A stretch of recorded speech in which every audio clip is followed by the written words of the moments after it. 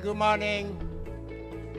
Welcome back, everyone, to the plenary on day 2.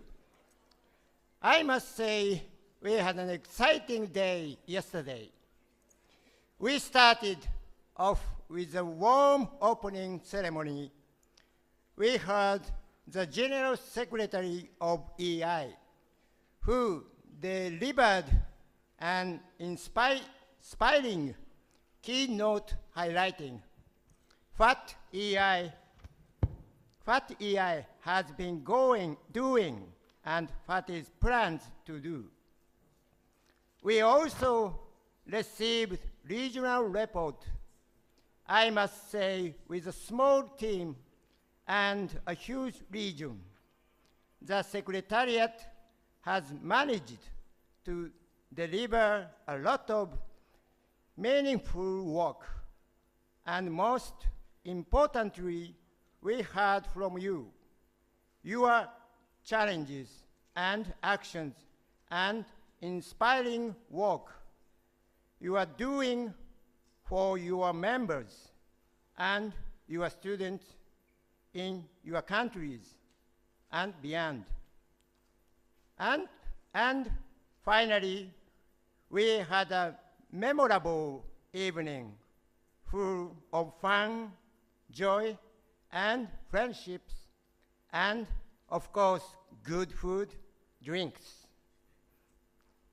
Today is another exciting day. Now, I would like to invite Susan Hopgood, President EI, to moderate next session, which is about post-pandemic education recovery and the future of work in education. Susan, over to you.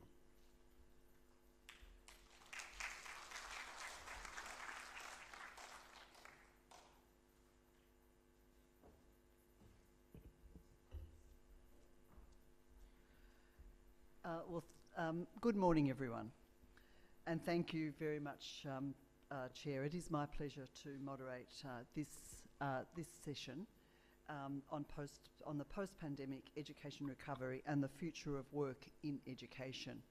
And I think you'd all agree with me, it's a very timely discussion we've had, particularly as we've come out of the pandemic and we're feeling the impact of the pandemic on our young people's education, but also the work in particular of teachers. As we talked about yesterday, both David and I spoke yesterday, that at the beginning of 2022, the UN Secretary General, Antonio Guterres, announced a new initiative, and that very exciting initiative of holding a summit of world leaders called Transforming Education. Well, it's called the Transforming Education Summit, and TES as we refer to it.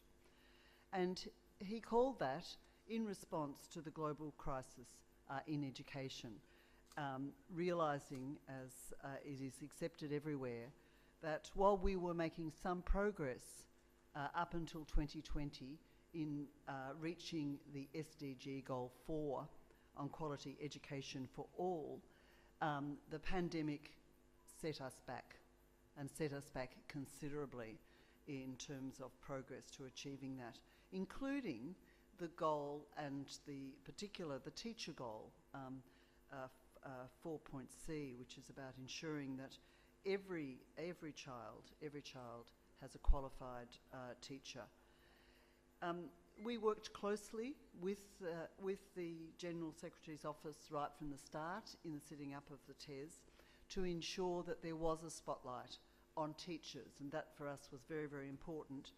And obviously we were on the TES Advisory Committee, and it took place in September. And many of the leaders of your country attended that summit. And the other thing I would say is that because we did such a lot of work, I think all together in the lead up to the summit, preparing member organisations, participating in national consultations in the lead up to the summit, we were able to get our views across, and hopefully also in terms of the commitments that country leaders made, that those commitments included commitments around teachers. Unfortunately, not enough, and you've heard some of those figures as well.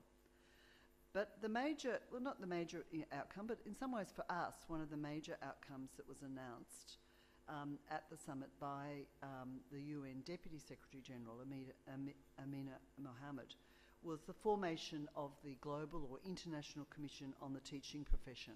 I'm not sure that we're settled exactly with the title of that yet, but it will be, and very importantly, an international commission focusing on the teaching profession, with the main aim of the commission to agree on a set of recommendations to deliver on the commitment that every learner has a professional, trained, qualified and well-supported teacher. So this is, for us, a very important commitment, and will very much focus on the issue of teachers' work and achieving the SDG Goal 4, particularly 4.C. The summit recognised what we've always been advocating for. Transformation of education is not possible without teachers. And so at this session, we will discuss how the pandemic affected teachers and our sector, and try and frame between us a shared vision for a comprehensive and inclusive recovery. But before we do that, we are also going to hear from our brothers and sisters from the global federations. So before we start, I'm going to in fact invite all of the panel members to the stage, and some will be with us virtually and others will be up here. So let's have a look, and I'll just run through very quickly. We will see Sharon Burrow will be speaking to us via video.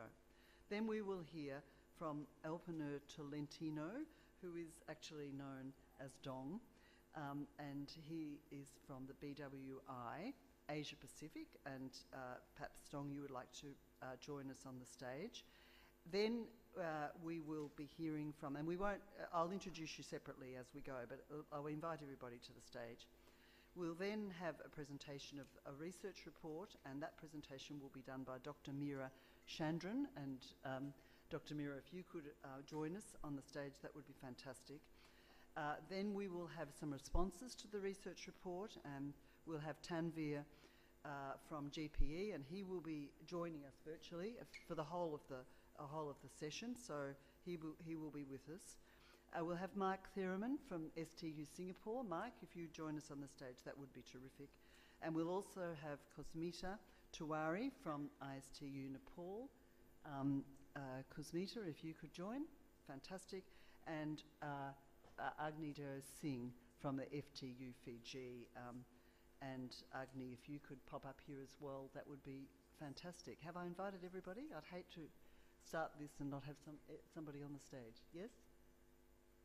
Okay, that's fantastic. All right, well, we're going to start this session. Can I just say that what we're hoping, we will have various presentations to you on the topic at hand, and we're hoping then we will have 15 to 20 minutes at the end for interventions from you. And as always, we need you to actually put your slip in to the greffiers table here on my right, indicating that you would like to speak in this session. And we'll just see how we go with the number of speakers. We must, of course, finish at 10:30 if we're going to keep on time for the rest of the day. So let's get going. Let's start with, and I'm very pleased to say that Sharon Burrow, who is the General Secretary of the ITUC, has sent us a video message.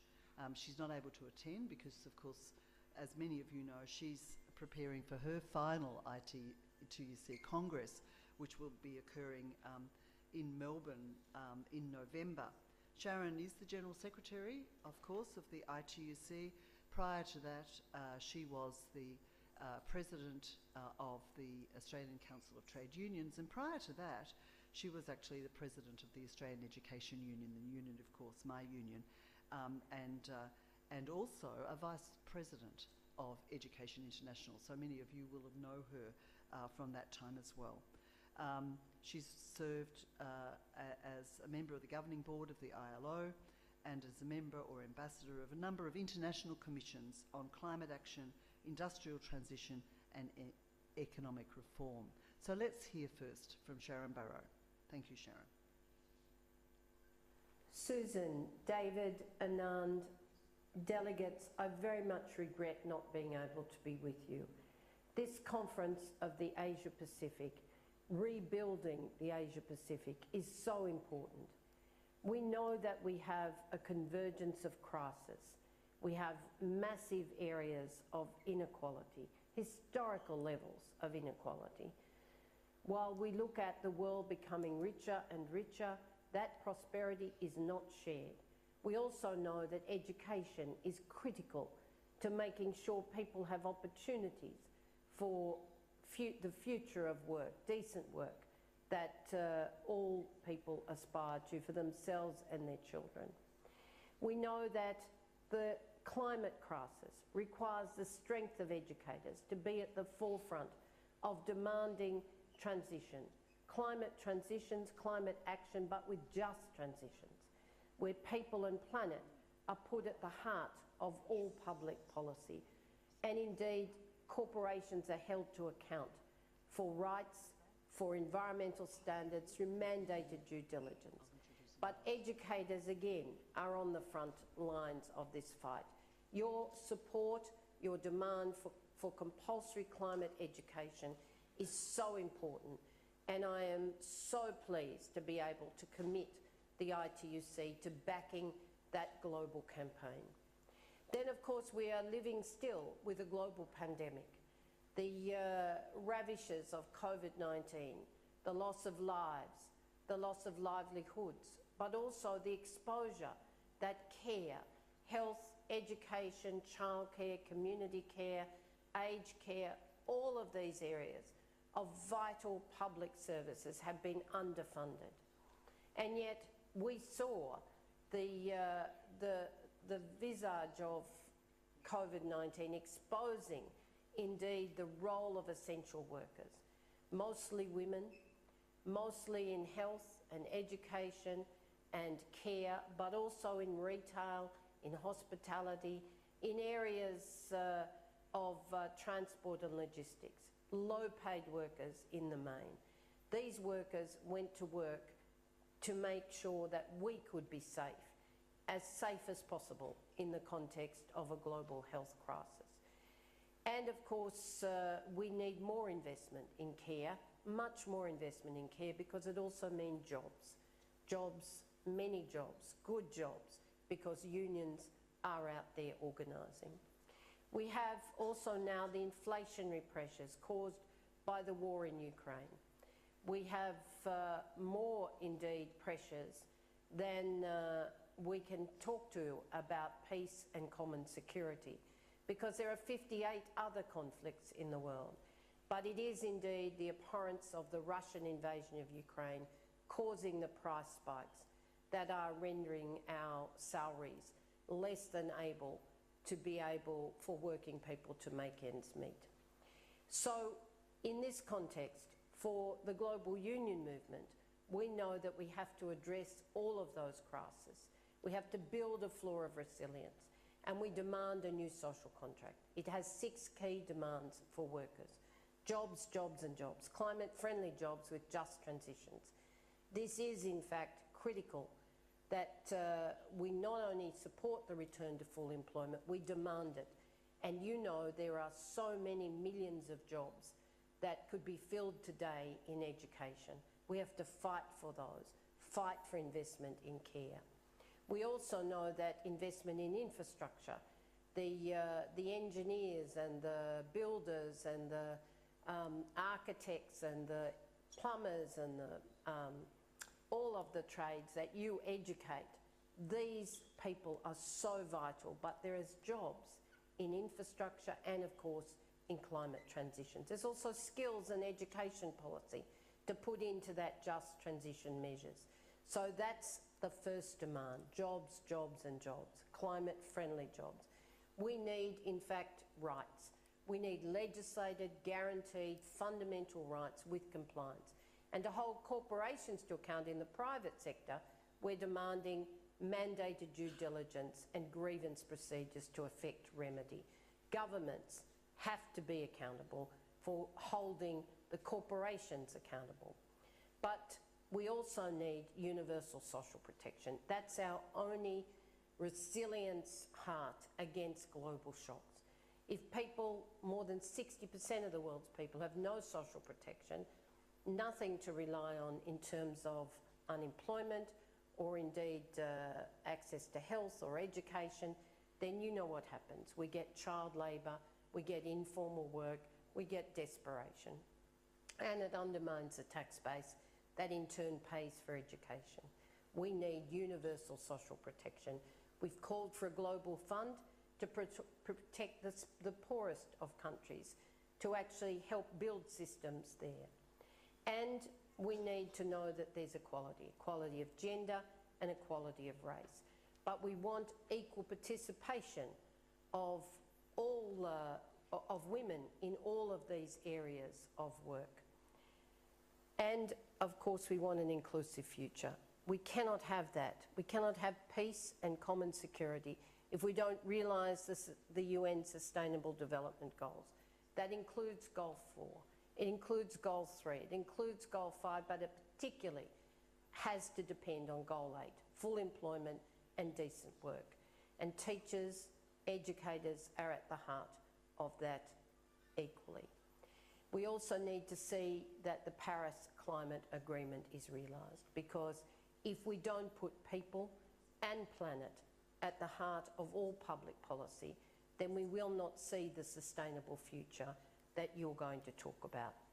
Unions are on the front lines of all of these demands for peace, for democracy, for social justice, and for an inclusive future where people and planet are actually the priorities. But I know, because I'm a member of, indeed, a teachers' union, and of course a proud activist in a former life with the EI, that teacher unions will always be on the front lines of these issues of peace and justice. I thank you very much. I wish you well, and I look forward to the outcomes, and I hope I see some of you in Melbourne at the ITUC Congress in November.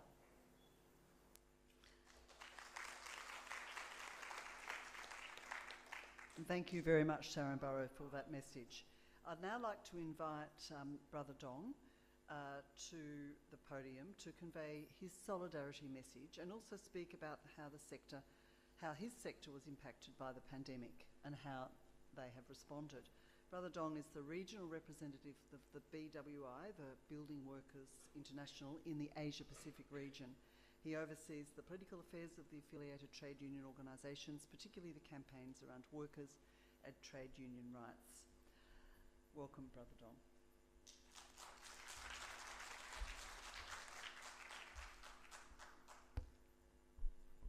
Good morning, colleagues. Susan, David, Anand, thank you for the opportunity. And conference delegates, it's nice to be back in person. Let me start by saying I have a personal attachment to teachers because my mother is actually a public school teacher. We are all a product of public education, and we are proud of that. I actually aspired also to become a teacher, but I ended up not teaching in the classrooms, but in the workers' education when I decided to work full-time in the union. Anyhow, the COVID-19 pandemic has unmasked the deeply flawed neoliberal economic model on many aspects. But what is sickening, what is appalling, if you go by the Oxfam report entitled Profiting from Pain. In that report, it says in every 30 hours, there is a new billionaire. Every 30 hours, a new billionaire. On the other hand, every 30 hours, there is at least 1 million people pushed to the extreme poverty because of COVID-19 pandemic. And you recall how the Council of Global Unions, for example, have worked together to make sure that vaccines are actually available to at least those who are in the front line, teachers included, building workers included, and how they made it difficult in the WTO, for example, to the restriction on the patent. We really have to push, lobby hard, so vaccines will be available and be made in a massive public manner. Like the rest of the workers affected by pandemic, we immediately embark on direct assistance, and one of the serious concerns that we have experienced, particularly for migrant workers in this region, they were literally abandoned by the bosses. No salaries, no food. Some will have to rely on the goodwill of NGOs and the communities. This happened in Malaysia. This happened in my own country. Close to million building workers, construction workers were surviving through the charity of the non-government organizations and the unions that are supporting them. It's really heart-broken. And again, the interventions included, at least in ASEAN, together with the other global union in the region, we immediately lobbied for the recognition of COVID-19 as an occupational health, and of course to be paid if ever you got it inflicted. We had a success in Malaysia, and to a large extent also in the Philippines, and we are working for the rest of the other ASEAN countries to have COVID-19 to be recognized as occupational safety and health. Talking about migrant workers, we also immediately embarked on a campaign under the banner of the wage theft, together with, again, with the global union federations, with the labor NGOs, and what we call the Solidarity Support Organization, or the donor trade union organizations. We frame this as lock in, lock out. Migrant workers were arbitrarily sent back home without any entitlements, for example, in Qatar or in Gulf region. Their contracts were arbitrarily changed. Wages, salaries were reduced to 50% at least, without any discussion at all. Some of them were forced back home, but their own countries doesn't want them as well. Hundreds of thousands were stranded in the airport because even their own country don't want to accept them because of they don't have the insurance, they don't have the medical health and health facilities for these suspected carriers of viruses. But in happy times, because of their remittances, they are labeled, they are recognized as modern heroes of these countries of origin, sending migrant workers to work abroad. It's in Abu Dhabi, for example. I mean, there's even a law, a decree, saying that you can reduce the wage of these migrant workers, provided there will be consultation. And that consultation is obviously a very hollow one.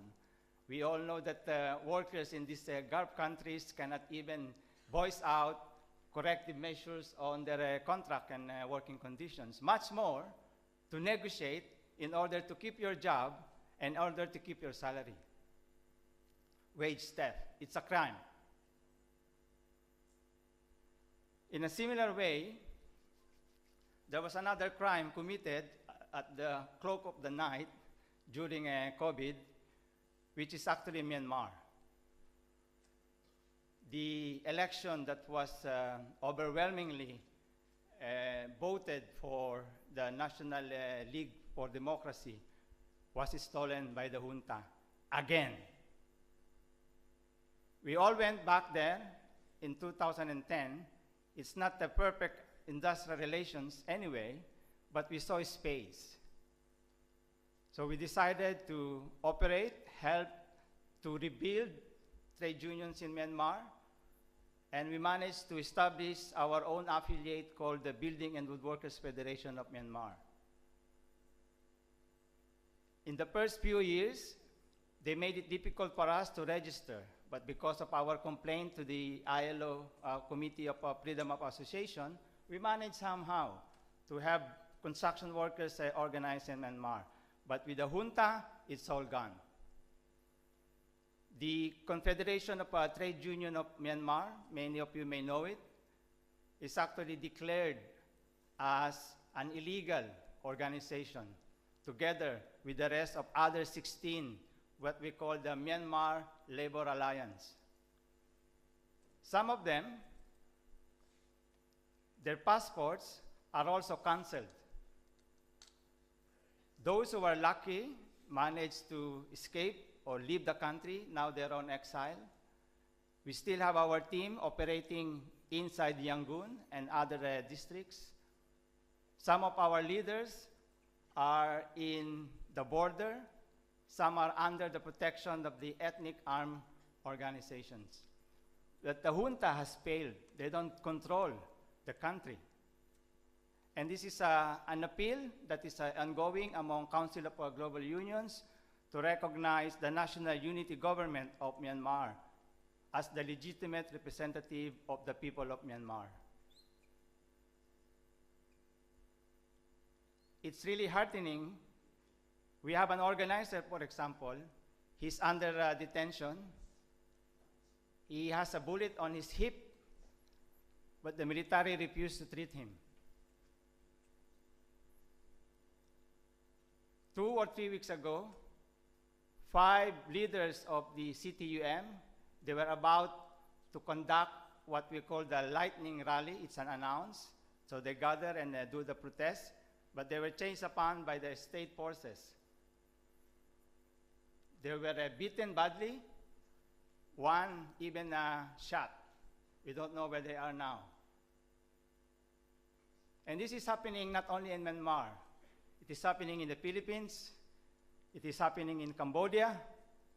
It is happening in Hong Kong. Without democracy, we cannot survive as a trade union movement. So I appeal to this conference. I suppose you will have your resolutions. You will have your discussion on defending democracy. And we will work with you together, particularly in the regional office, for the ensuring that the movement will survive by defending democracy and working as a working family or working class. Thank you for the attention. Thanks very much, Brother Dong, and a very important message to us. Part of our discussion, I think, yesterday afternoon, and let me assure you the issues you have raised are very much on our agenda of this conference as well. I'd like to now invite Dr. Meera Chandran to present a report. And while you're just moving to the podium, Dr. Meera, let me just introduce you and talk to everybody about the report. We talked a little bit about this yesterday morning. Well, I did in my opening remarks. It was a study jointly commissioned by the EI Asia Pacific Regional Office and the ILO Regional Office in Bangkok, conducted by Dr. Meera, also Poonam Sharma and Amaya Tanama from the Tata Institute of Excellence. And it's a report which gives us, it's a very detailed report of what our affiliates, what we and our members need for the future of the teaching profession and the education system.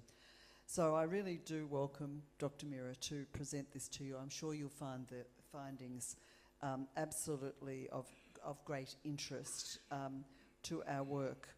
And Dr. Meera is the Assistant Professor at the Centre of Excellence in Teacher Education at the Tata Institute. Dr. Mira, please present your report, and thank you very much.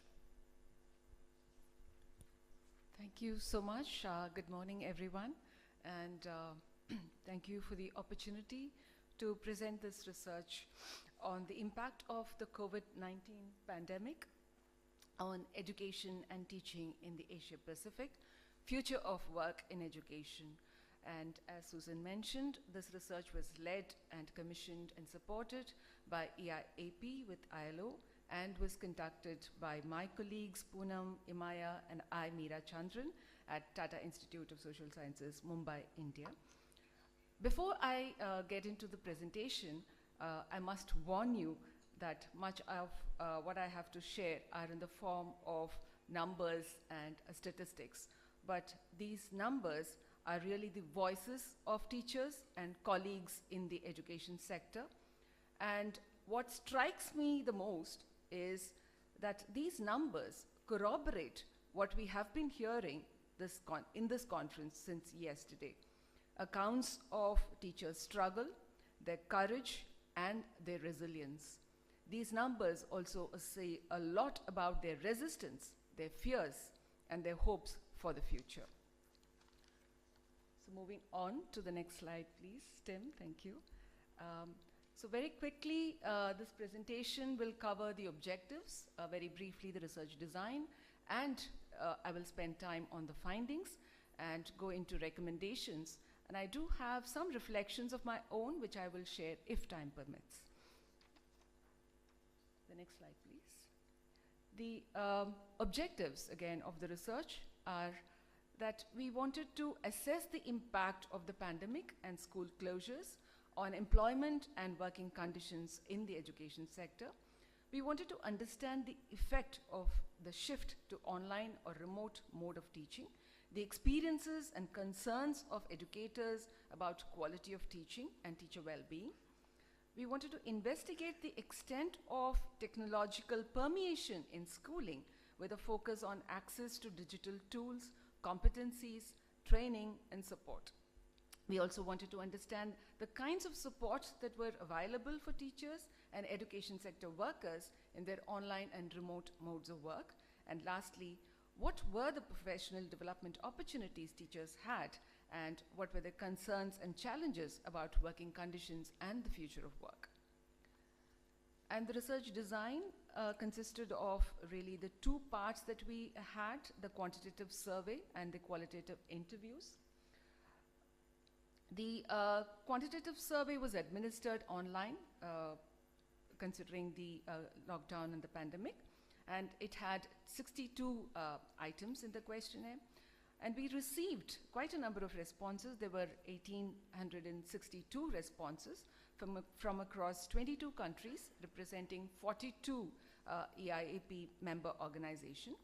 And the highest proportion of responses to the survey was from South Asia, 44%, followed by North Asia, 23%, Southeast Asia, 19%, Pacific, 12.9%, and West Asia, 0.2%. The qualitative interviews were also conducted online with 7 school teachers and 9 union staff members across 9 countries. In terms of their profile, over 83% were regular full-time employees in mostly government institutions, 46% rural, 43% urban, 46% were female and 52 were male. Over 75%, 76.5% to be precise, were school teachers, 60% of whom were in primary education and 24 were in secondary education. And over 50% of them at least had 16 years of experience or more. The next slide, please, Tim. Thank you. The impact on the employment and working conditions. So we come to the findings here. So over 3/4 of the survey respondents reported that there were school closures, and the remaining cases too, the schools were closed for teaching, but remained open for health and community outreach services in which teachers were actively involved. Over 80% of the respondents were employed in the government institutions in regular full-time positions, as I mentioned, yet there were 2.8% decrease in regular full-time employment, and 16% of them reported some change in terms of their terms and conditions of their employment. And it is pertinent to note here that 49% of them shifted entirely to the online mode. For 70% of them, it was a combination of online and remote modes of teaching, and 23% of them reported a sudden increase in their workload. So, the next slide, please. Thank you. The increase in working hours, what do we see here is a very interesting statistic. There is a sudden increase in the number of working hours when you look at during the pandemic compared to the earlier times. Before the pandemic, a majority, that is 55%, had been working 8 to 10 hours, while a smaller percentage, 16%, had worked for over 10 hours. But during the pandemic period, those who worked over 10 hours per day increased to over 25%. The next slide. The time spent on the online and digital devices for work also saw a marked increase. 30% of them spent 8 to 10 hours on digital devices during the pandemic. Over 18% spent over 10 hours on digital devices for work, and this was 4 times the time that they had ever spent on digital devices before the pandemic. And these findings are clearly indicative of work intensification. So some voices that I should present to you from the interviews that we did. So clearly we see that the participants whom we interviewed were able to expand on their experiences of working during the pandemic. They talked about the exhausting nature of a teacher's job, being on calls throughout the day, trying to reach out to students and parents, often answering calls for administrative purposes. And as one teacher put it, the system did not recognize teachers for the complex work that they do. And teachers' frustration at not having time to teach because of all the administrative responsibilities heaped on them was a recurring theme that came through in many interviews. The economic impact was no small thing either. There were overriding economic concerns that teachers reported, and it is really striking that 23% expressed concerns about losing their jobs. 46% had concerns about their future of their career, and we must note that these were mostly middle-aged career teachers. Over 21% of them had actually faced some form of pay cut, and this was at a time when increased healthcare expenses, and there were also job losses in their own families. Nearly 65% of them incurred expenses on digital devices for work, which were not reimbursed by their institutions, and these included smartphones, laptop, internet devices, etc. The next slide. So when we look at the experiences and concerns that teachers had about their quality of teaching and well-being, we see that there were contradictions that emerged. All the the teaching, while all the teaching was on the online mode, the resources that teachers used were, however, quite dated, and these were mainly textbooks. And this was because teachers did not have access to online resources, and so they had to rely merely on textbooks. So an important finding here is that despite their own best efforts, teachers themselves were dissatisfied with their online teaching. 42% of them said they were not able to work efficiently, and they were quite candid and self-critical even in saying that they were unable to work, and 32% reported that there was a decline in their own quality of work. The topmost concern for many of them was the lack of interactions with co-workers and their students. This was more important than even concerns about increased workload, which was considerable. And this says a lot about the relational nature of teachers' work, and their concern is not merely about increase in work, it is about the nature of the work that they do, which is mundane, administrative, performative. Rather, other overriding concerns that we saw were personal health and safety issues, concerns about students' learning and their emotional well-being as well. Teachers' dissatisfaction with their quality of work comes through very clearly in these statements. Teachers spoke of children who could not afford, whose parents could not afford to pay for data or devices. So they made alternative arrangements to reach out to these students. These digital platforms were unfamiliar to teachers as well. They did not find the online mode conducive to teaching young students, and many a time, teachers themselves were in remote areas with connectivity issues, and they did not have requisite devices or even storage in their computers.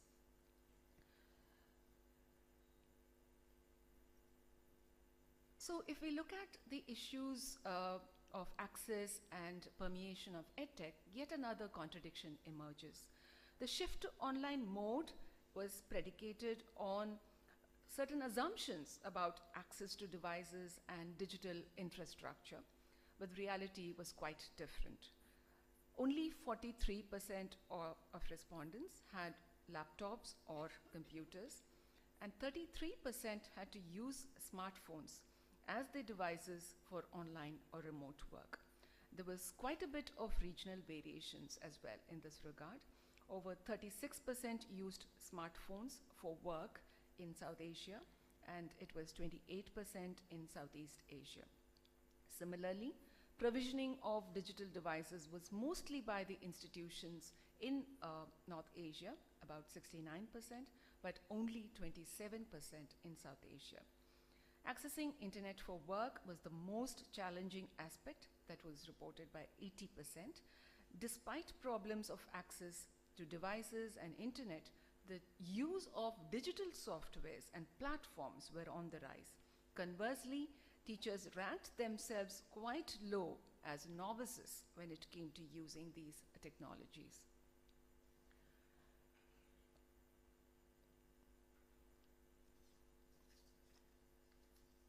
When we look at the professional development opportunities that teachers needed, given their low levels of competence, self-reported themselves as novices, you see that for 80%, the lack of professional development opportunities was a huge challenge. And we see that 67% somehow learned to use technologies on the job, on their own. Only 55% had availed professional development. 27% of them had received this from their own institutions. So clearly there is a large gap between the professional development needs and its provision. In terms of support that teachers received for their online or remote modes of work, teachers mainly reached out to their own peers and colleagues for support, as well as their unions. Peer networks emerge as quite invaluable in providing quick support both at the personal and professional fronts during these challenging times. And being part of the union gave members a sense of community, voice, and at times legal redress for issues such as job losses and pay cuts, allowances, and even curricular interventions. Participants that we interviewed were quite vocal in sharing the concerns and areas where they needed support. Clearly, they felt that teachers must have job security and freedom from constant worries of job loss. They asserted the need to reimagine the roles of teachers for the future and make sure they were being prepared accordingly. In terms of, the next slide please, Tim. In terms of experiences of teaching, however, we see that despite the severe limitations, increase in workload, lack of competencies and capacities, many teachers had developed their own strategies to develop resources and curate content to ensure that their students had good interactive online learning experience. So we come to the the last section where we talk about the future of work, participants were unanimous that digital technologies are here to stay. 88% say that digital technologies will continue well into the future of work. Conversely, only 25% said they were well prepared for such a future of work. The main requirements for the future of work, according to them, were professional knowledge, technical support, and access to ICT devices. An interesting conundrum emerges here again, that we see this linkage between professional competence and teachers' fears about the future of work.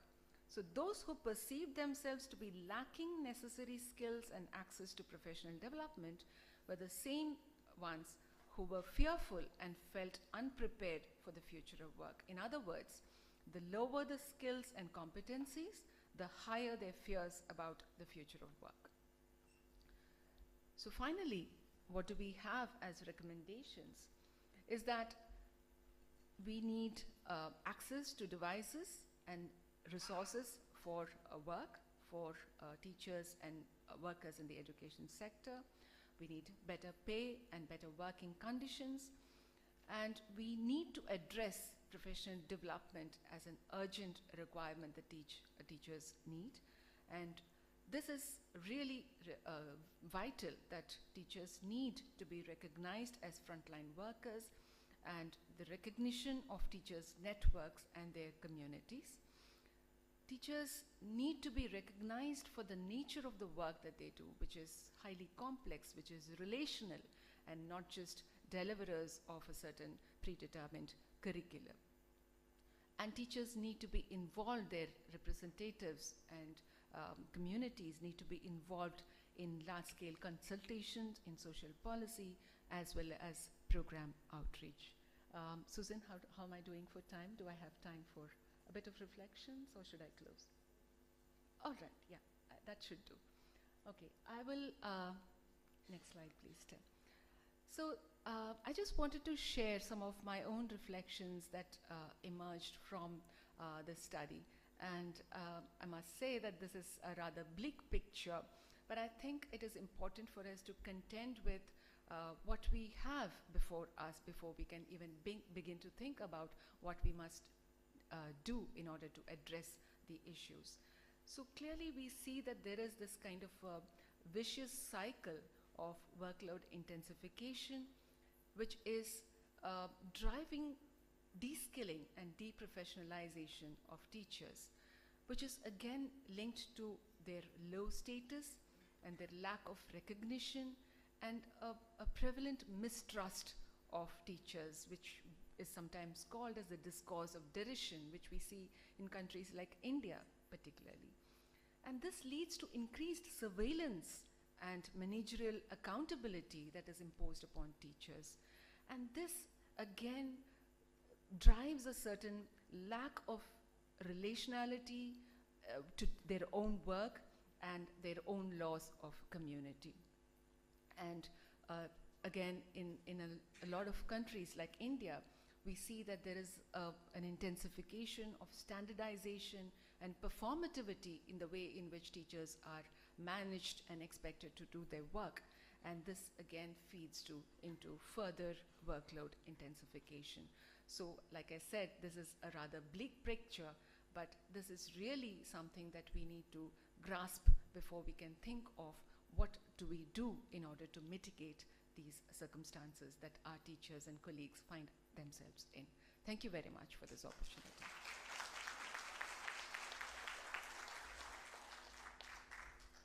Well, thank you very much, Dr. Mira. Such an important piece of research for our region.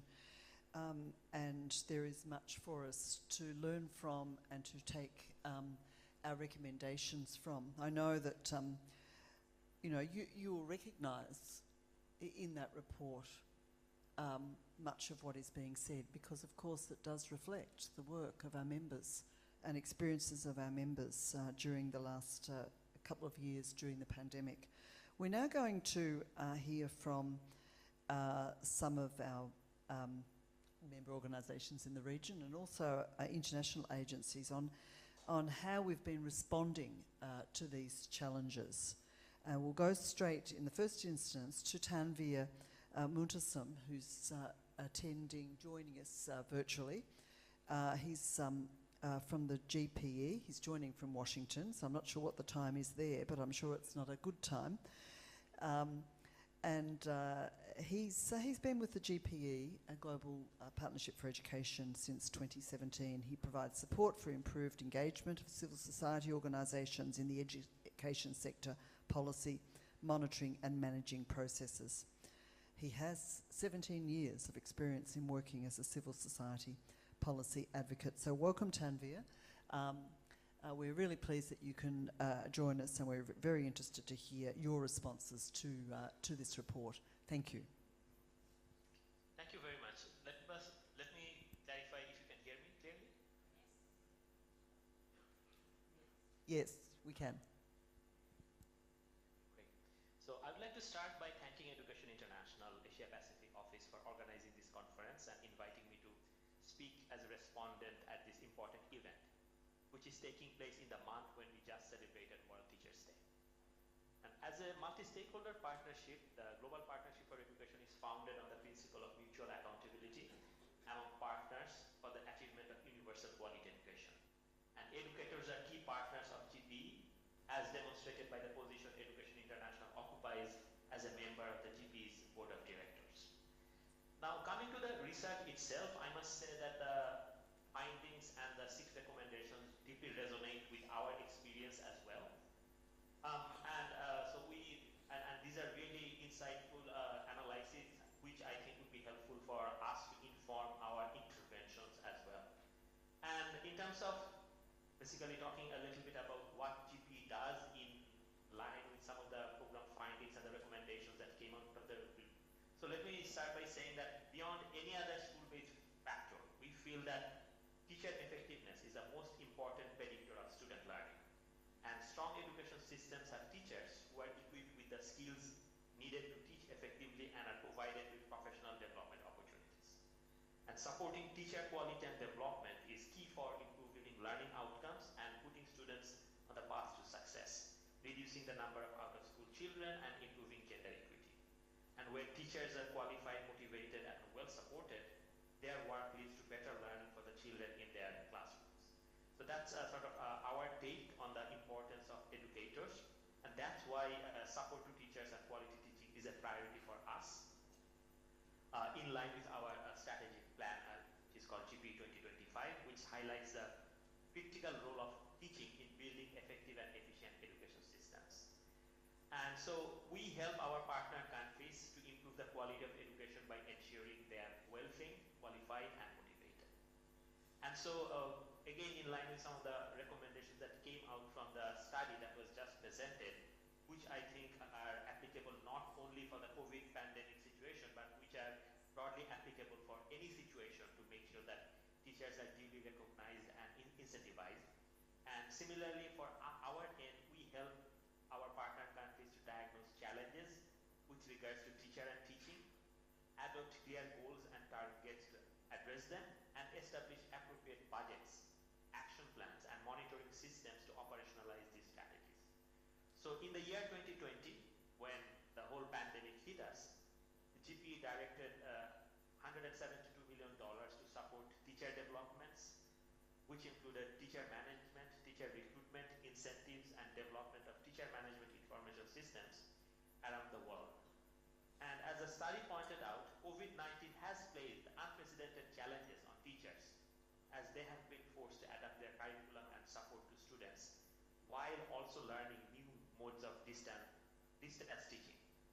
So we had specific funding to respond to COVID-19, and it has helped our partner countries to train teachers on distance learning, on psychosocial support, and to provide psychosocial support to teachers themselves. In total, GP allocated a $35 million worldwide to help teachers adapt to new distance learning methods. And as a specific examples, in the case of Cambodia, where this conference is taking place, GP's COVID response grant has a specific training component for teachers on pedagogical skills which adapts to a COVID response. Similarly, we also have undertaken some of the research pieces which I think are very complementary to the one that has been presented now. So we are supporting the generation of research and capacity building on teachers' issues across countries, focusing on, again, professional development and areas such as peer tutoring for teachers and school leaders, in-service teachers, mentorship and support. And one of the key recommendations we saw was in the study that was just presented was supporting teachers in sector planning, dialogue, and I think that's something that we also try to promote as much as possible in terms of engagement of teachers' unions in sector planning, dialogue and monitoring, and inclusion of teacher organizations in local education groups, which usually consist of government representative, the aid-giving organizations, and also key stakeholders like teachers. And we feel that teachers' ownership and commitment are critical for the successful implementation of reforms. In the national education coalitions that we support through our Education Out Loud program, more than 90% of the coalitions have representation from teachers' unions who participate in this sort of national policy and social dialogues to make sure that their agendas are showcased in policy provisions and programmatic responses. We also specifically support a transnational alliance called Tax and Education Alliance, where EI members from Zambia, Senegal, and Nepal, and I know that a colleague from Nepal is on the panel about to speak shortly, who work closely with national coalitions and tax justice networks to advocate for additional resource allocation to education. And again, the study showed the need for additional support to make sure that this crisis that we're going through can be faced by educators, who are the most important component of an education system. So I would like to conclude by thanking all of you for listening, and on behalf of Global Partnership for Education Secretariat, I would like to reaffirm our commitment to support educators and wish you productive deliberations and fruitful collaborations in the upcoming sessions and overall successful outcome of this conference. Thank you very much.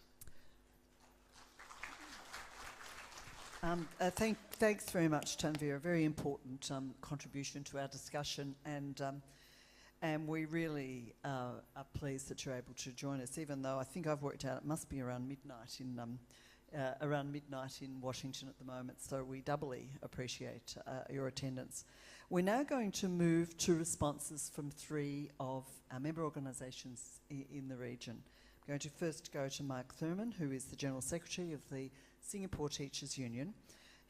Mike's an educator with more than 25 years of experience in education research, teaching, curriculum development, educational project management and professional development, and of course as a leader in the Singapore Teachers Union. So welcome to you, Mike. Okay, thank you. Good morning.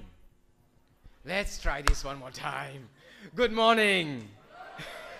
You know, sitting down quietly, it's like looking at a class of students who are sitting down and the teacher's wondering what they are thinking, right? So it's quite dangerous. But nonetheless, I'll be brief. I'll go through quickly, but let me just set the context of Singapore, right? Singapore is about 720 square kilometers of land space, 720 square kilometers. And we have 5.5 million people. Right, so it's a densely populated city-state, right? In terms of technology, access should not be an issue. Should not be an issue, right? We are all connected. We all have these devices. The teachers have their own laptop devices provided by the Ministry of Education. So that's the context. Okay, now let's see what happened during the pandemic. I'll go through the recommendations as it affects Singapore. Next slide, please. Okay.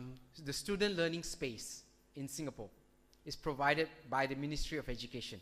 If you read the statement on my slide, it sounds good, right? No, not yet. It sounds very good because that's the ministry stand. Right, that's what the ministry says, right? But when the pandemic actually hit and we had to go into remote learning, the first day, right, there was a surge of usage and everything fumbled, right? And teachers got panicky. Right? And what happened during that period was teachers essentially invited their students and their parents into the teachers' homes, right? Because teachers were conducting the lessons from home. Right? So parents were looking at it, and the system was down. But slowly and surely we got it back on track. We did remote learning for a month, right? Only for a month. And at the end of that remote learning, we realized that this is not the way teaching and learning should be done. So we brought forward the school holidays, and we restarted the following month with face-to-face teaching.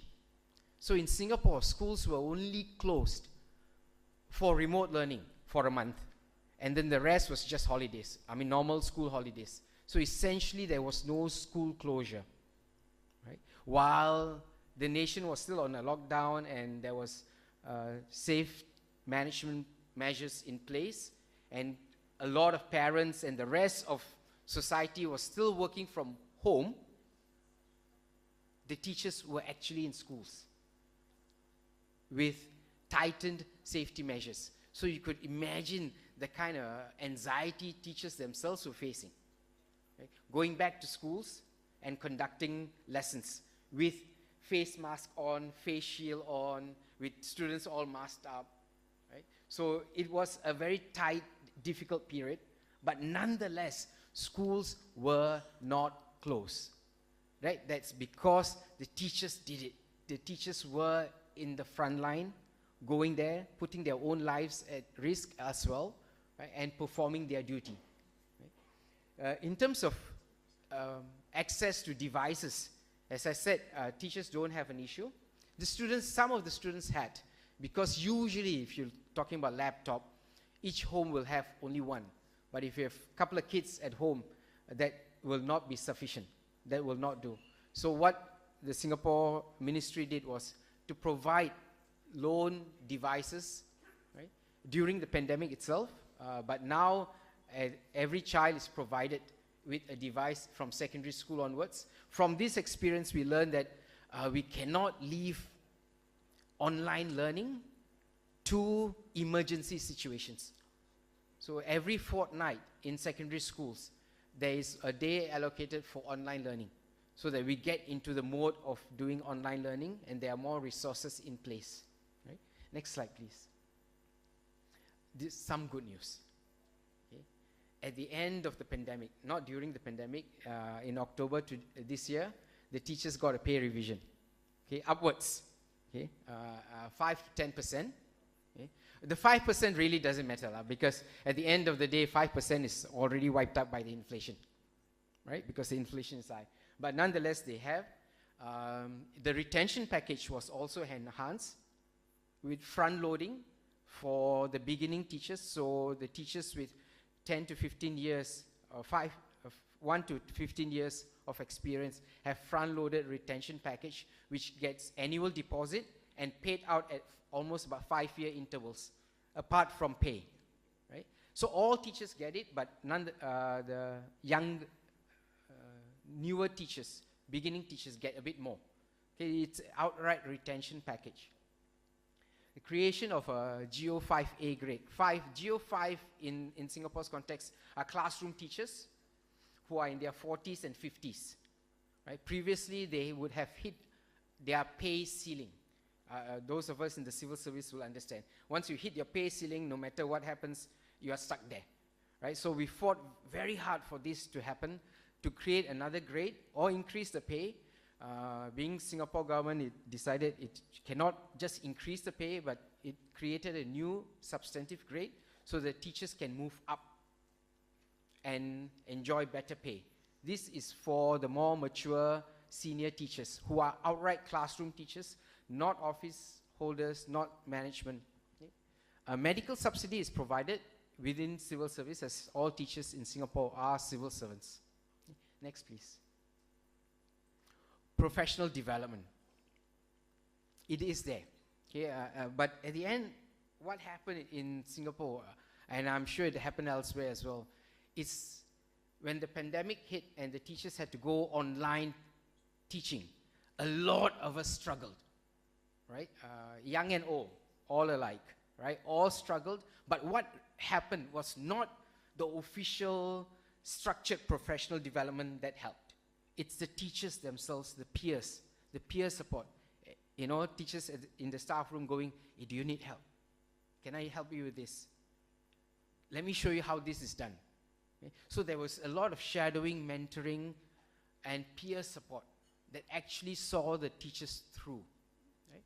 The Ministry of Education provides a lot of professional development. In Singapore, we have PD fatigue. Right? We are tired of professional development. Right? I'll tell you why. Because it is mandated, because the results are expected immediately. You need time to assimilate what you are learning and put into practice. But, you know, the ministry's take is, once you've gone through the PD, you are an expert. Does not work that way. Right? The stress level is actually at the schools, where there's a lot of pressure from the school leaders to do more, to do beyond. Right? And it added a lot of stress. There's a lot of online resources available, ready-made resources, but somehow the school leaders think that the teachers should always innovate. Right? So that's where the stress level comes in. Next, please. In terms of teacher communities recognition, there is a subject chapter network for different subjects. There's a master teacher network in place. Okay. Pandemic, one good thing out of the pandemic is the parents' respect for teachers actually increased. Okay. Parents at the end appreciated what the teachers were doing, because they themselves cannot do with 2 kids what teachers can do with 40 kids, right? So parental appreciation of teachers really went up. From the authorities, this is what they say: thank you very much. I cannot thank you enough. Right? Thank you for rising to the occasion and going beyond the call of duty. The union's take was, actually, you can thank them, right? You can do more than just thank them, right? So this was a bit of struggle with us and the ministry during the pandemic, because some of the communications, directions to the schools were released on Sunday and Saturday and Sunday in the press. So the teachers were learning what they were going to do on Monday in the press. It does not make sense. Right? Especially in Singapore's case, where you can email every single teacher, WhatsApp every single teacher, before you release it to the press. Okay? So a bit of miscommunication happened, and teachers did not appreciate that they were not informed beforehand. Okay? Next, please. Regular dialogues happen with the Ministry of Education and the Public Service Division. Okay, the rest of my slide is blank, because that's what happens. We go and sit and talk to them, and after that, nothing much happens. Right? Until I have to write an email to the minister, and then they will jump. So this is a relationship in Singapore unions. Right? We have very good relationship, dialogue with the politicians, but the civil servants are a different ball game altogether. So this is something that we struggle with all the time, where the ministers might say, let's look into this.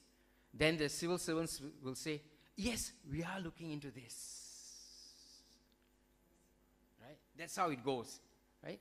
So this is something I think from the research, Dr. Mira's research, that we need to address a lot more in terms of social dialogue with the ministry officials, and getting teachers more involved. At the end, I just want to conclude with this remark: teachers' workload has still not been addressed. Okay?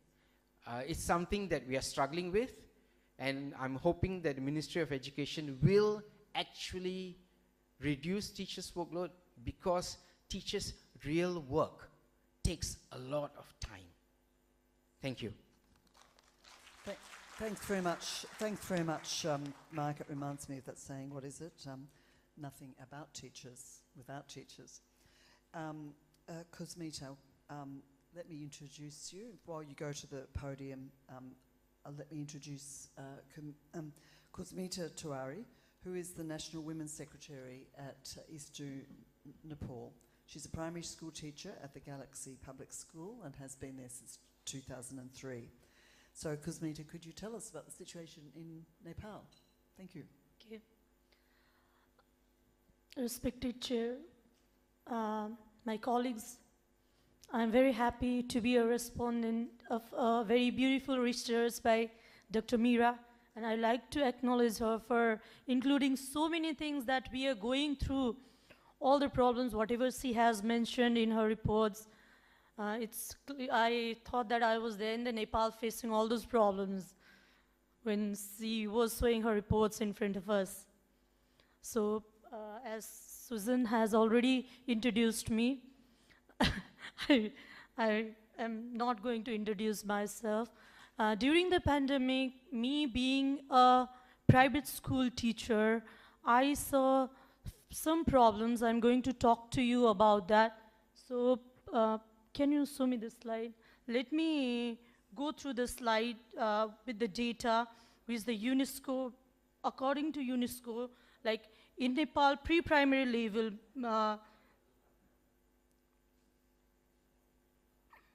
these students were affected.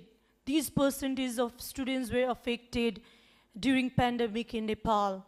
So in a primary level, 11% of the children were affected. They were not able to study properly. In second, pre-primary level, 11%, primary level, 28%, secondary level, 39%, and tertiary education's 5% of the students were greatly affected. They were not able to learn properly. Next slide, please. So, me being myself as a teacher, I saw these problems during pandemic. The first one was I saw students not being able to learn. And you know, this is the great problem. The children, it's their basic needs and we are not able to provide them their basic need. I saw teachers faced with a lot of difficulties, so I'll be talking to you all about these. I saw government acting irresponsibly. They were not even bothered what the problems are going through with the teachers and the students. Okay, let me start with the students not being able to learn. We all know that the learning process was disrupted, seriously disrupted during the pandemic. Many parts of the Nepal, they do not have internet facilities or the electricity. So the online classes were not that effective in our country, especially in the rural part of our country. The children were not able to take the online classes in rural sectors. Even in the city areas where there were internet and electricity facilities, but the online classes was not that effective. Teachers found difficulty in being effective. Students found difficulties in focusing. Education through, even we tried to educate the children through the means of radios and televisions, but it was also not that effective as we have so many problems. We are not that technologically strong. So we had a lot of problems during, in the course of educating students, and it was a great loss for the country. Many children showed signs of trauma. They were mentally distressed as the schools had forced them to stay online for around 8 hours a day. And imagine being with the gadgets for 8 hours. It's not that helpful. So they had mental trauma. They were not able to get out of the room to play outdoors. So this created a lot of distress in the students as well as teachers. When the online classes, after the online classes, when the government announced that we can now conduct face-to-face classes, we saw children with lots of negative behaviors in them, negative emotions. They were not like the ones who all were there before. There were so many negative changes in them. Now we are trying to solve them, being friendly with them or giving them some psychological consult. We are even addressing their problems personally. During pandemic, teachers' union started learning programs. When governments didn't take any initiation, we teachers' union came up with so many programs like each home is a school. We went to different homes, especially in rural area. The members of our unions, they went to the homes of the students. They started talking with them. They consulted with their parents. They asked their parents to teach their children on their own some basic skills, life skills, which are helpful. Even the teachers collected them in a safe place with all the safety measures, and they started teaching them. Even we started training programs to the teachers. Government, they were not that serious about the problems of the teachers, so we unions, we organized the online training programs for more than 10,000 teachers, and we trained them.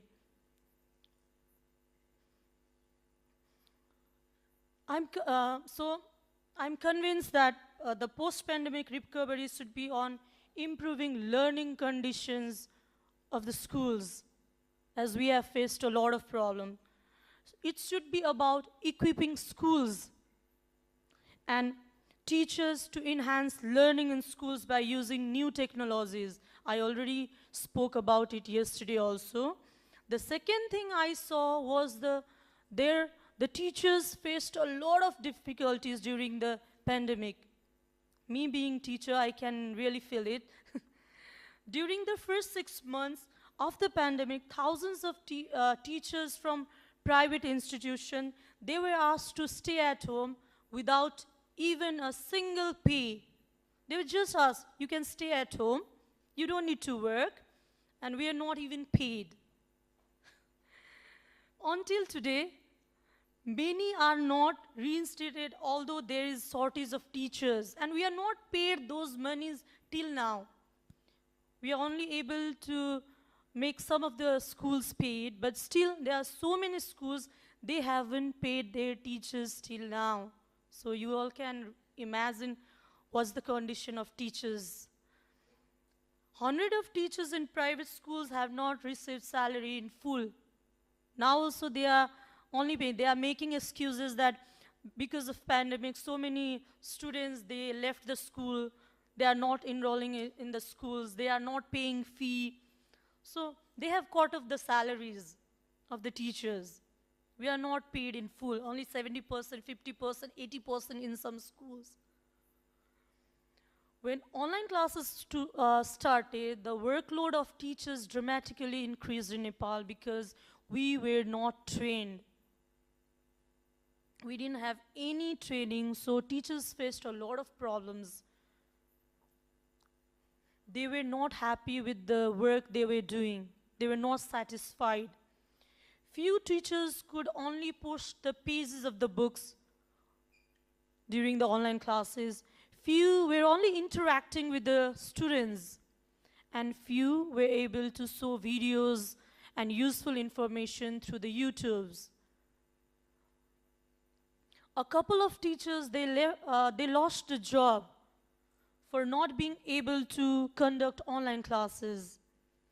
Many teachers use their own devices. The schools didn't provide us the device or any internet facilities for teaching. We managed it ourselves, and still we remain unpaid. I think teachers had to face so many difficulties because they didn't have the job security. We still don't have the job security, and the unions are fighting for it. And even the teachers were untrained. So in my opinion, post-pandemic recovery should be about establishing the basic rights of all teachers and providing them job security. When there's job security, we can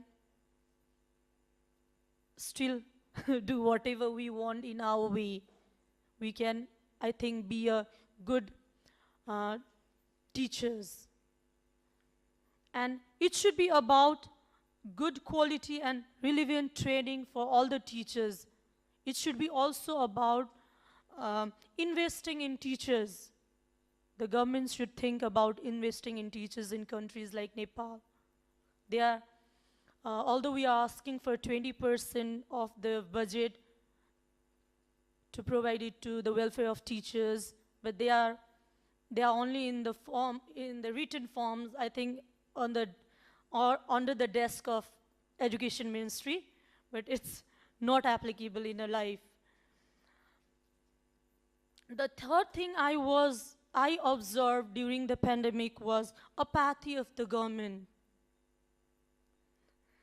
After the first lockdown, it took government 3 full months for the Ministry of Education to decide how to proceed during lockdowns, how to start the classes, or how to enroll the children into the classes. They took 3 months, and 3 months means it's a long period of time. Just my friend told they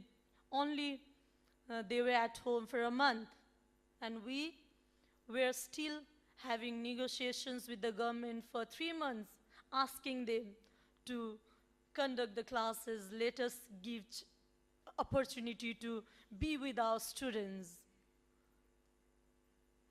Government had made no effort to support teachers. Cosmita, could I ask you to just finish things, because we're getting really close to the end of our time. Okay. Thank you. Okay, I'll go to the...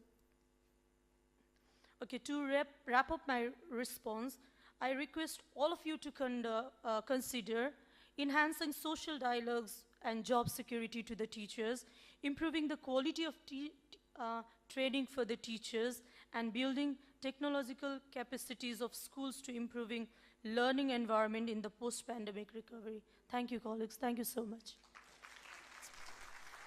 Thanks very much, and it's so difficult, isn't it, because there's so much that we need to share with each other, so thank you for that presentation.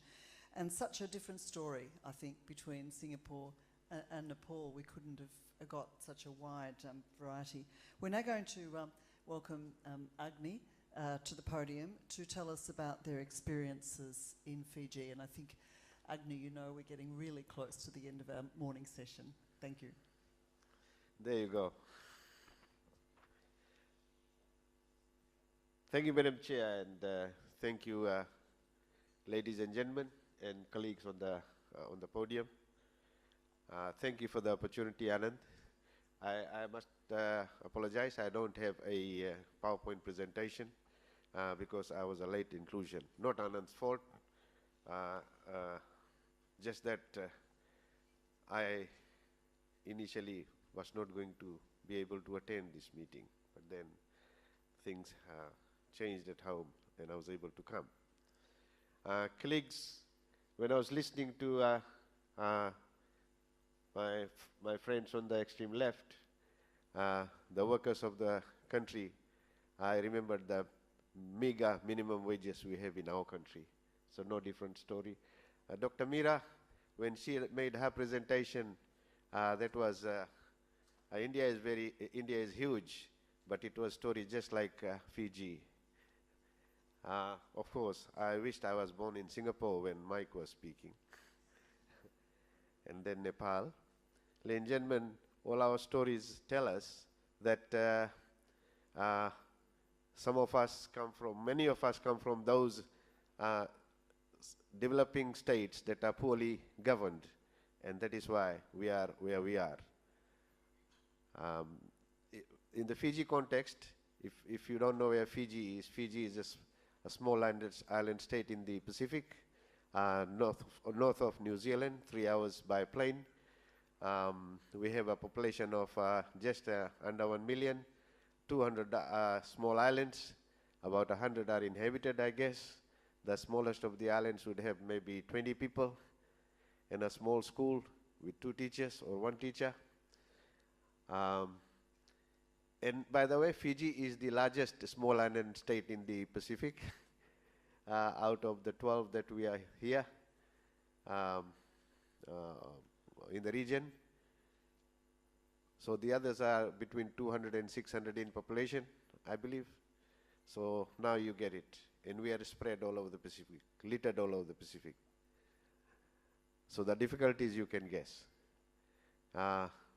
COVID, well, in the Fiji context, what I said yesterday was that the Fijian government, we believe, had already, gone deep into trouble, financial constraints before COVID, because we had increased our debt, national debt, about 4-fold in the last 15 years.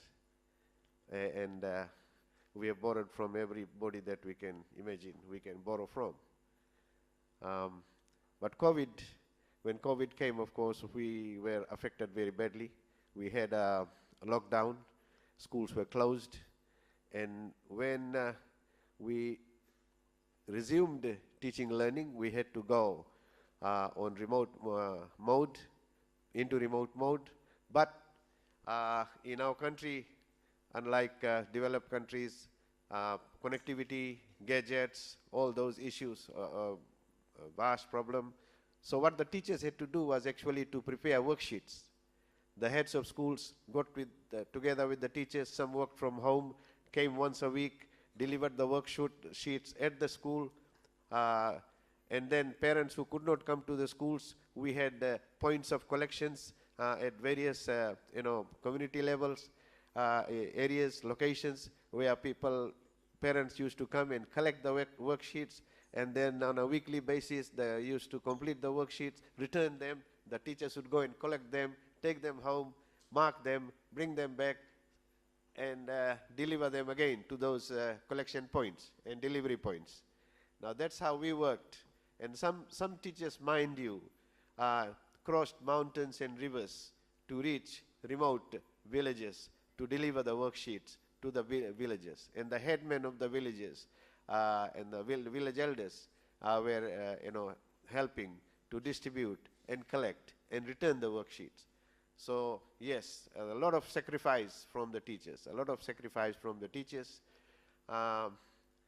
What we did as teacher unions during that period, our teachers were in the urban areas were also involved in assisting the health ministry in information dissemination, information gathering, and preparation of health cards, etc., to monitor how things were and how to assist COVID-affected areas.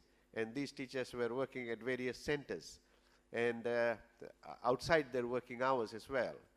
So what we did as the teachers union, we provided them with refreshments, we provided them with food, we provided them with encouragement, not only the teachers, the nurses and the doctors and the discipline forces that were managing the borders. People were not supposed to cross, you had to remain in areas where they were cordoned off. We assisted all of them as unions. And then when classes resumed as normal, we realized that online learning was going to be a thing that was going to come one day. And we in our own credit unions have made provision for teachers to be able to borrow easily from their credit unions and buy or acquire those gadgets that they need. But it's going to be a long time coming, the actual practice of teaching learning online. We had multiple problems. There were massive job losses, and children didn't have food when they came back to school. Our union, together with assistance from some others, including assistance from COPE, we fed almost 2,500 children for about 3 months, providing lunches at schools. You know, parents and teachers got together and cooked lunches 3 days a week at school. And mind you, those 3 days, the schools had 100% or 90% plus attendance. The days that we didn't provide lunch, the attendance went down. So we did our bit in that way, in terms of assisting children and parents.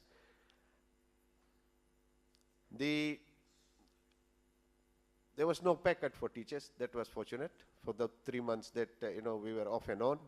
But then post-COVID, the reforms that came, like I said earlier, our government had needed an excuse to cut cost. So cost cutting went across the board. Downsizing went across the board.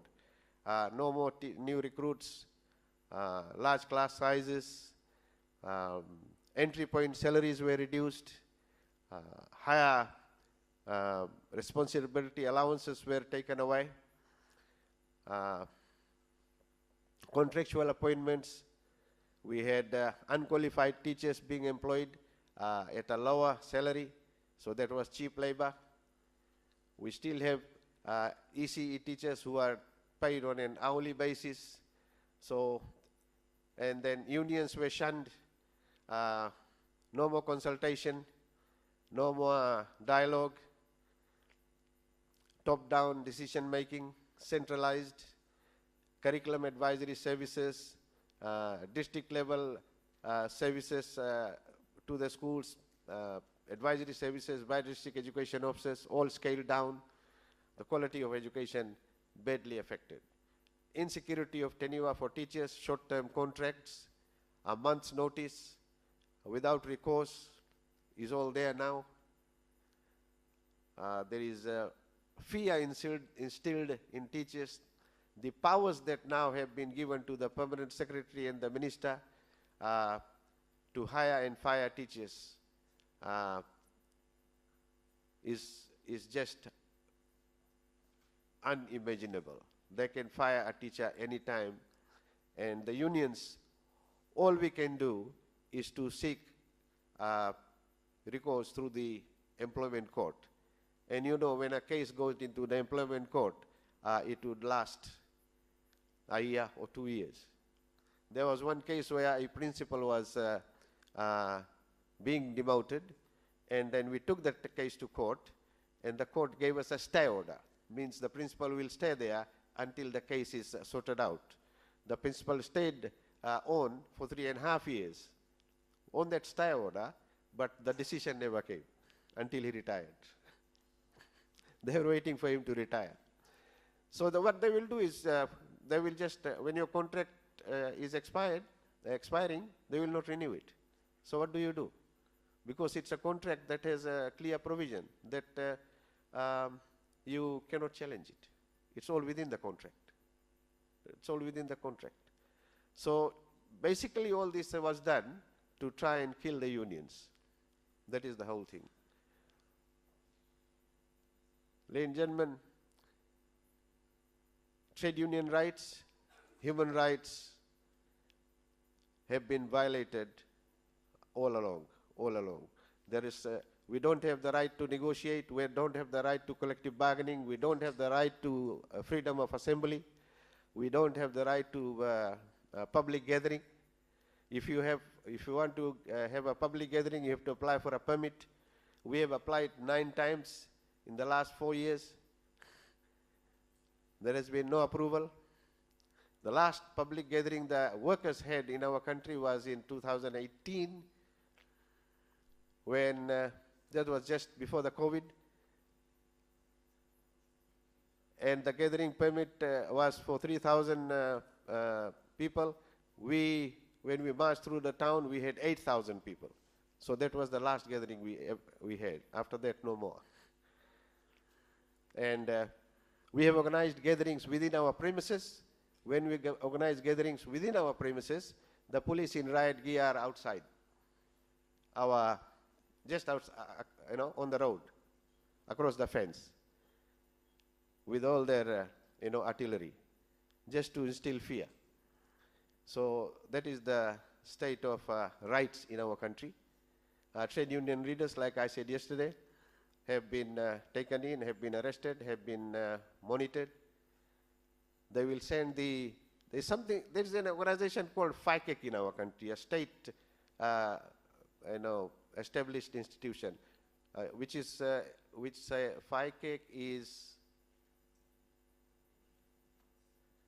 an intelligence organization that can arrest you and take you in and question you and then take you to court for anything. The Commissioner of Police can decide. Fiji Intelligence Independent Commission Against Corruption. Fiji Independent Commission Against Corruption has been established. It is something that is feared. That organization is feared because they have walked into my office. They have said, sorry, we are here to take all your accounts books. We are now going to examine them. Why? Oh, there is a complaint that your accounts are not in order. So the union's accounts were taken for 10 years. That was in 2019. 10 years accounts taken, kept for 6 months. After 6 months, they came back. They didn't find anything, and they returned it. And then the next thing, one day they came to me, and they took me in, and they said, we are going to question you on your personal account and your wife's personal account. They had all the deposit slips of 10 years in the money that we deposit in our account. And they question, where did this come from? Where did this come from? And after 3 days, they let me go, but they couldn't find anything. So this is how they treat union leaders. There is also a law which... Agni, I'm just going to have to ask you to just finish up, thanks. Thank you, ma'am. The other law is that you can be charged for sedition if you make a statement which in the opinion of the state may in any way affect the economy. Affect the economy of the country. If we say, let us go on strike. Now, if in their opinion it is going to affect the economy, then I can be charged for sedition. So that is how constrained we are. That is how constrained we are. Our regional university has suffered a lot in the last 3 years because the grant by the government has not been released, because the union has been supporting a vice chancellor that was terminated by them. And there are many issues of that nature in our country, ladies and gentlemen. I'm sorry, we have run short of time. Otherwise, there was much more I wanted to tell you. But as far as the unions are concerned, we are holding our own. We are fighting, like I said yesterday. The Fijian Teachers Association and the Fiji Teachers Union, we have our own confederation. We make media releases. We have our website. We have our newsletters. We gather in weekends. We gather in evenings. We are in touch with the members. We have strengthened our women's wings, both the unions. We have very strong women's wings. And our networking is also strengthened. And in that way, we are keeping our union intact. Thank you very much.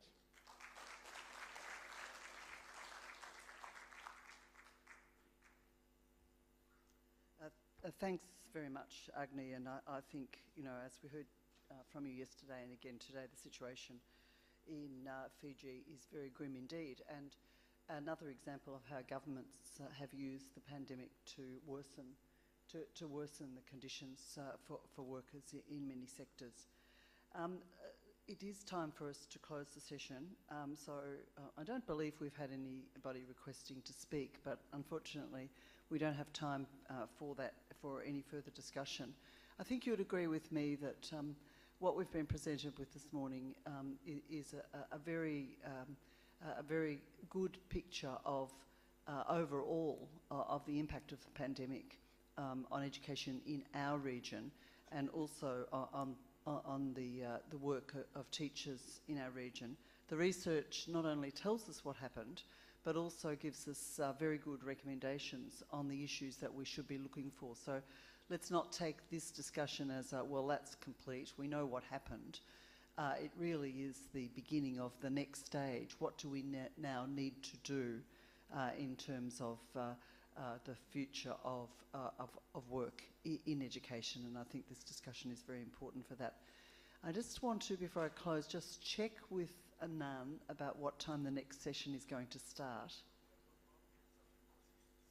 So, okay, so that means that the next session starts at 11 o'clock, which means you've got 15 minutes to have a cup of tea or coffee and something to eat, and then we move, of course, to the parallel sub-region session. So don't come back here, go straight to your room for the discussion in your sub-region. Thanks very much. But before you go, just let me say thank you very much to all of our speakers. Just please join with me.